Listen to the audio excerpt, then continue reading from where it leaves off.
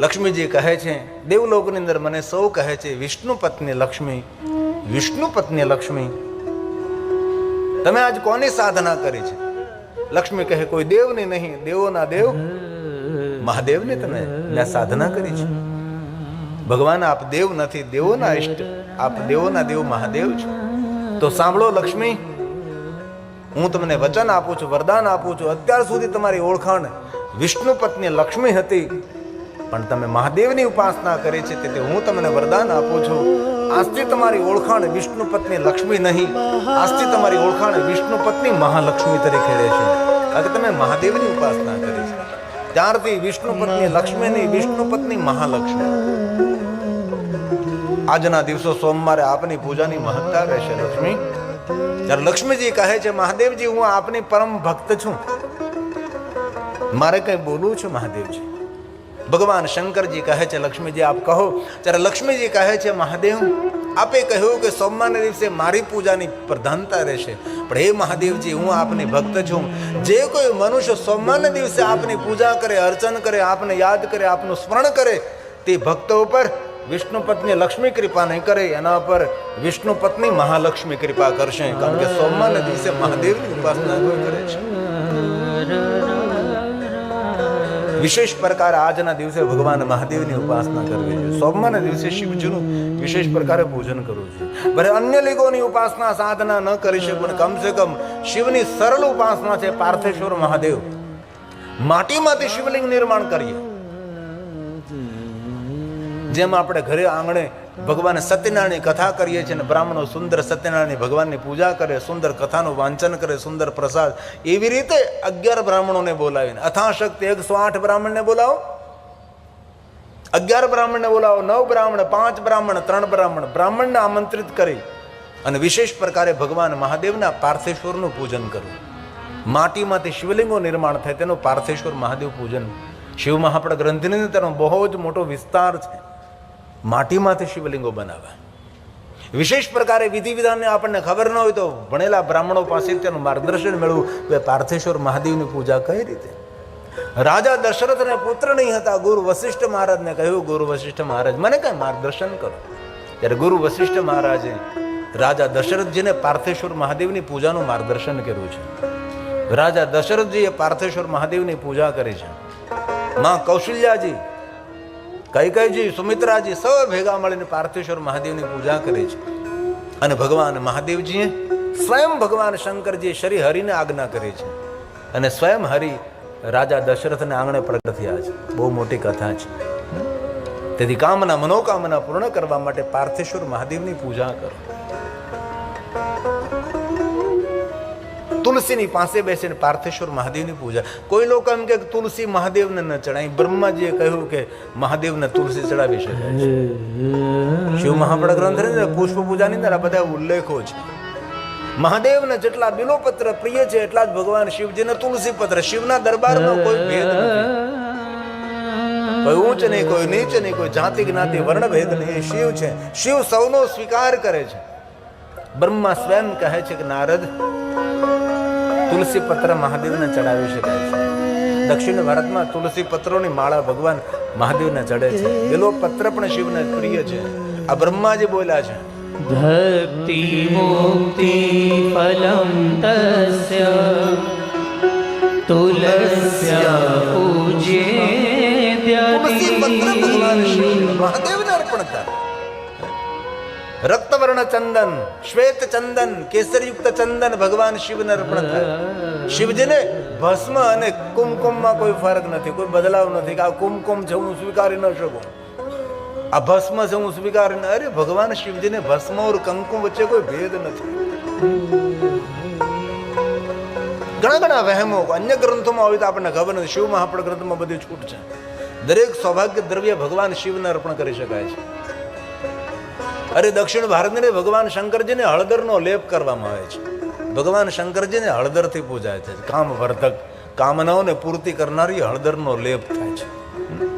ભગવાન શિવજીને હળદરનો લેપ કરી ભગવાન મહાદેવનું અર્ચન કરે, અને ભગવાન શિવલિંગ સાથે જે હળદરનો લેપ કર્યો એ હળદર પાછી લઈ લેવામાં આવે છે. એ પ્રસાદ છે. સુખડનો કાષ્ટ ઓરિસા પર ઘસી ઘસીને ભગવાન શંકરજીને ચંદનનો લેપ કરે છે અને ભગવાન શિવનું અર્ચન કરીને ચંદનનો લેપ લિંગને જે અર્પણ કર્યો હોય એ બધો ચંદનનો લેપ લઈ લેવામાં આવે છે અને એ ચંદન ભક્તોને આપવામાં આવે છે. અને જે માણસ પોતાના હાથથી ચંદન ઘસે છે અને ચંદન ઉતારીને ચંદનનો લેપ ભગવાન શંકરજીને કરે છે, એને ઇન્દ્ર પણ પરાજિત ન કરી શકે તેવું સામર્થ્ય મહાદેવને ચંદનનો લેપ કરવાથી પ્રાપ્ત થાય છે. બજારમાં જે ડબલ્યુ મળે ને 10, 15, 50 રૂપિયા એ કોઈ ચંદન નથી, તો કલર છે, તો કેમિકલ છે. એ તો કપાળને પણ કાળું કરી દે અને મગજ પણ ખરાબ કરી દે છે. હાથથી સુખડ ઘસવી પડે છે. ત્યારે સુખડ ઘસીને તેમાં કેસર મેળવો તો કેસરયુક્ત ચંદન, રક્તવર્ણ ચંદન, શ્વેત ચંદન ભગવાન શંકરજીને અર્પણ કરી શકાય છે. આવી રીતે ભગવાન મહાદેવને અનેક પ્રકારે સૌભાગ્ય દ્રવ્યોથી ભગવાન શિવનું પૂજન થાય છે. શિવની પૂજાની બહુ લાંબી પરંપરા છે. કેટલા પુષ્પોનું વર્ણન મહાદેવને છે. શત્રુઓના ત્રાસમાંથી, શત્રુઓના દુઃખમાંથી મુક્ત થવું હોય તો ભગવાન મહાદેવના આંકડાના પુષ્પો ચડાવો. એક મહાદેવના આંકડાના ફૂલો ચડે, બીજા હનુમાનજી મહારાજના આંકડાના ફૂલો ચડે, અને બીજા અમારા જે ભૈરવ છે, કાલભૈરવ રુદ્ર છે, એમને ભગવાન મહાદેવ સાથે કાલભૈરવજીને આંકડાના ફૂલો ચડે છે. ક્યારેક અવસર મળે આંકડાના પુષ્પોથી મહાદેવનો શણગાર થાય. મહાકાલેશ્વરમાં આંકડાના ફૂલો મહાદેવને વિશેષ પ્રકારે ચડાવવામાં આવે છે. શત્રુઓના ત્રાસમાંથી મુક્તિ આપે આંકડાના ફૂલો ભગવાન શંકરજીને. બધા જ ફૂલોનું બહુ જ વર્ણન છે. એક પુષ્પનું વર્ણન શિવ મહાપડ ગ્રંથને, જે ભારતની અંદર જે પુષ્પો થઈ રહ્યા એ પુષ્પોનું વર્ણન છે. પછી વિદેશની ધરતી પર જે પુષ્પો થતા હોય એ પુષ્પોનું વર્ણન નથી, કારણ કે આ ગ્રંથો આપણે ભારતની ધરોહર છે.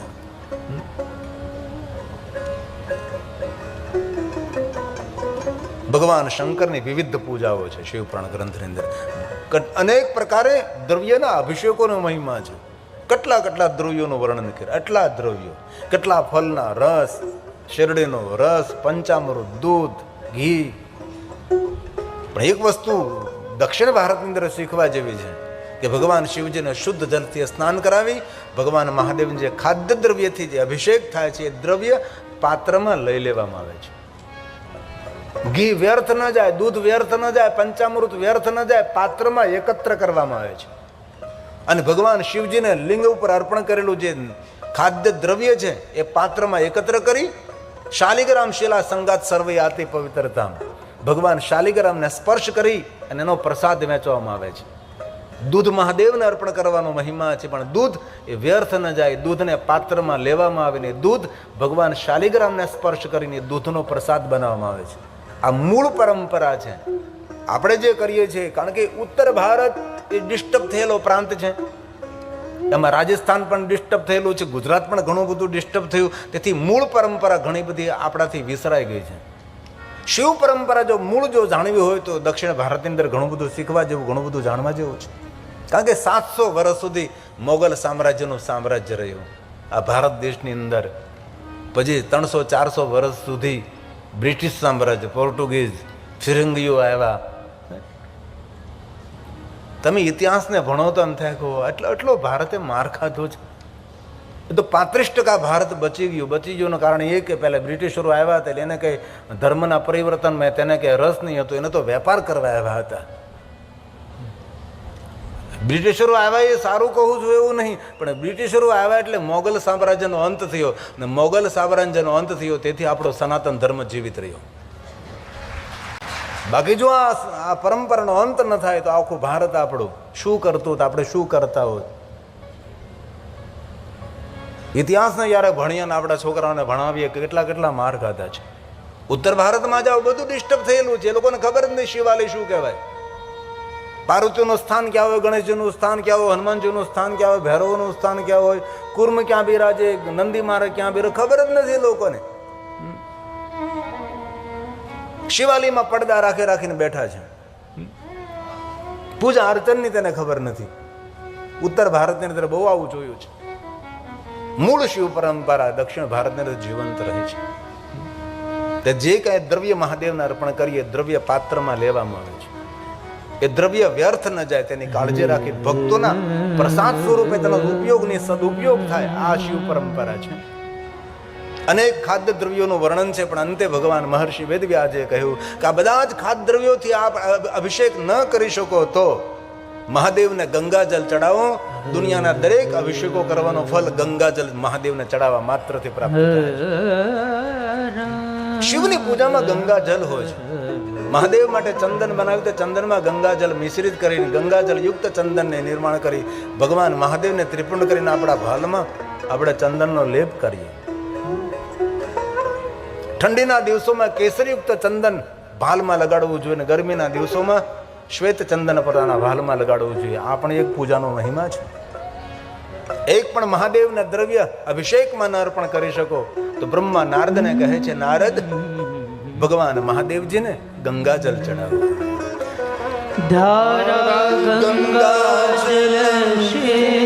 ભગવાન શિવને ગંગાજલની ધારા અર્પણ કરવાથી દરેક અભિષેકોનું ફલ પ્રાપ્ત થાય છે. મુક્તિ ભુક્તિ ફલ. ભગવાન શંકરજી મુક્તિ આપનારો, ભુક્તિ આપનારો, ભક્તિ આપનારો. શંકરજી 3 વસ્તુ આપે છે. ભગવાન શંકર ભક્તિ પણ આપે છે ને ભુક્તિ. ભુક્તિ મતલબ સંસારના ભોગ આપે છે.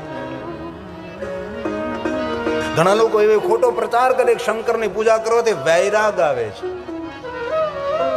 શંકરની પૂજા ઘરમાં રખાય નહીં, આવો ખોટો પ્રચાર કરનારા અનેક વિચારવાદીઓ છે.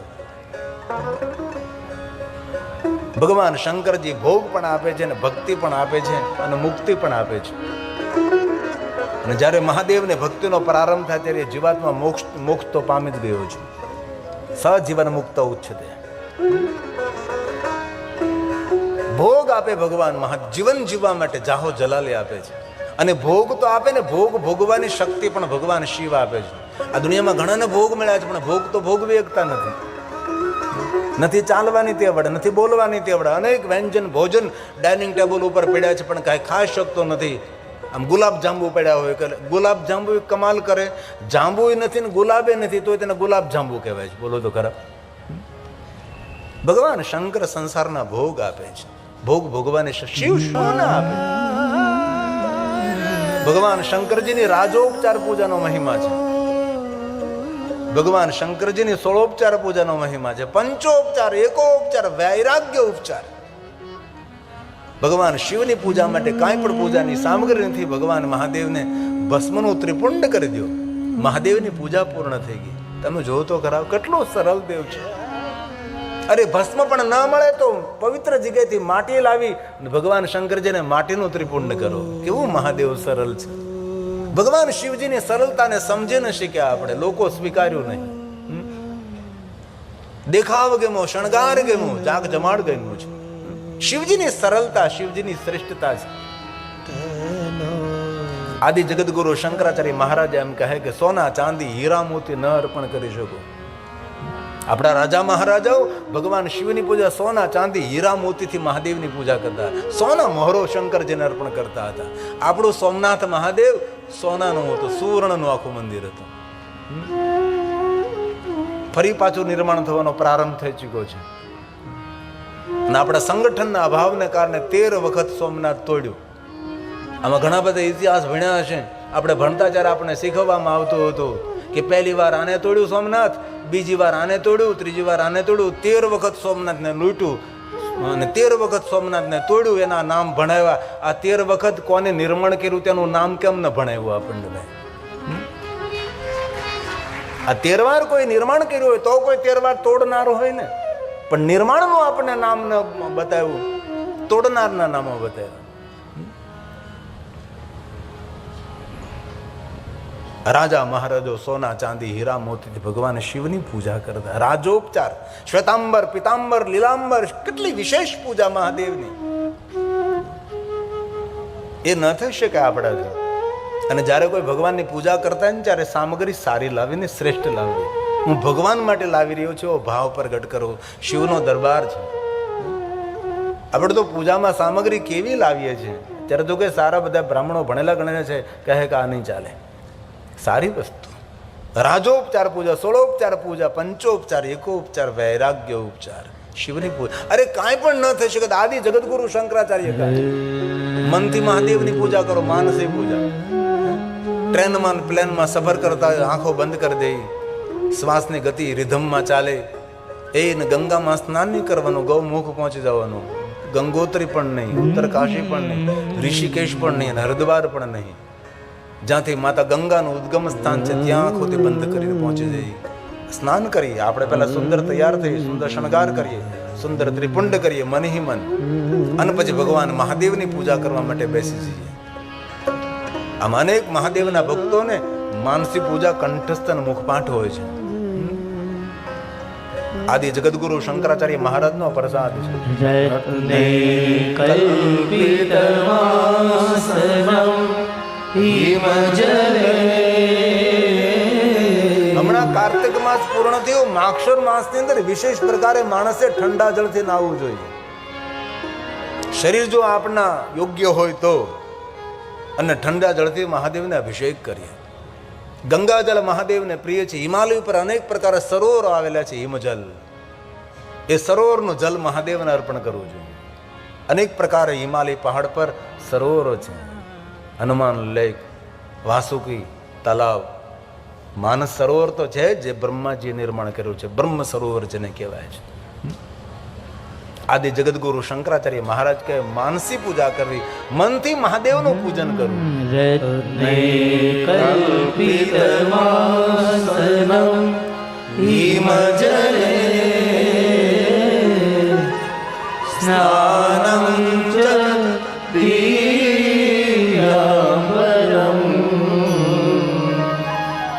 નાનારત્નવિભૂષિતમ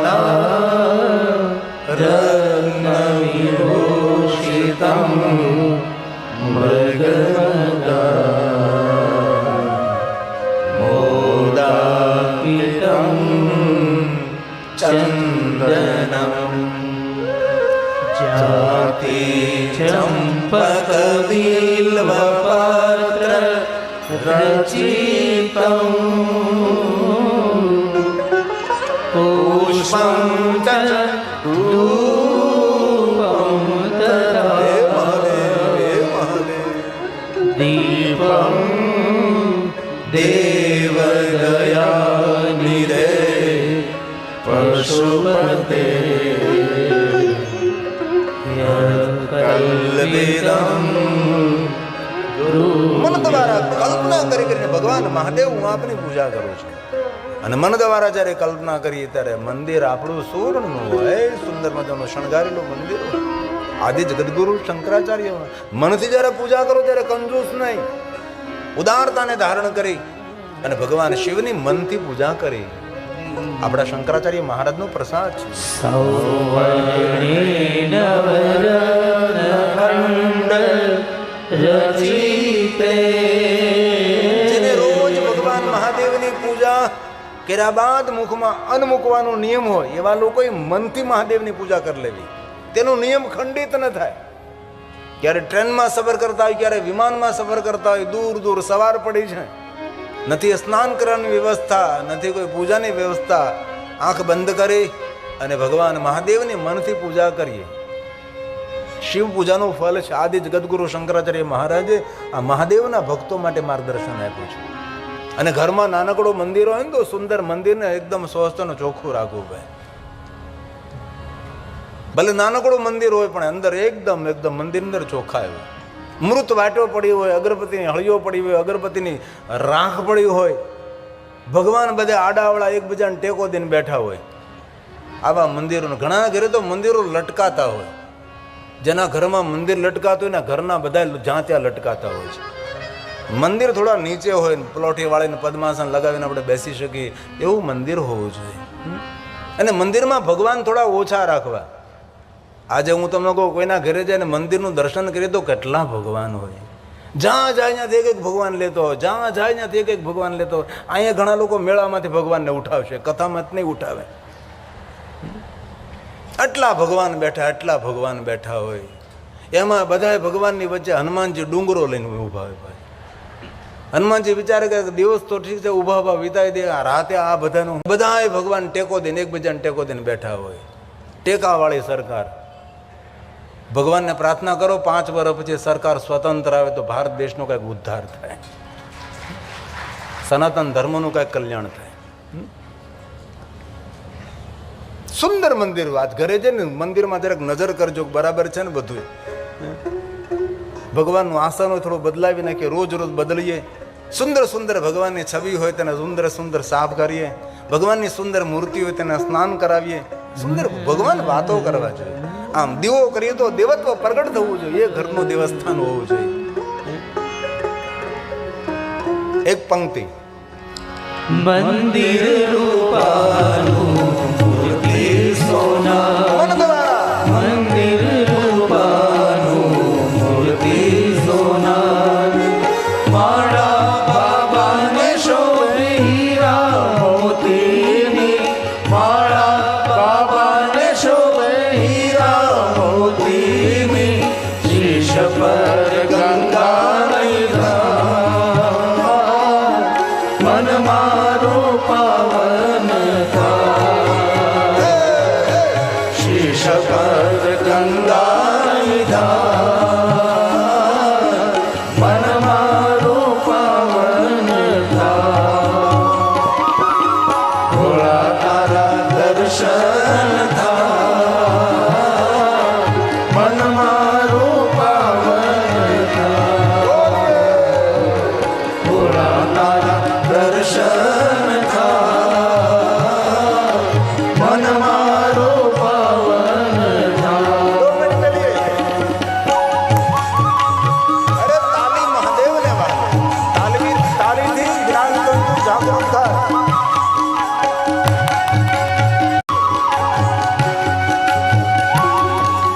હે મહાદેવ, હે મહાદેવ, હે મહાદેવ. કીર્તનનો આધાર તાલે છે. દુખિયા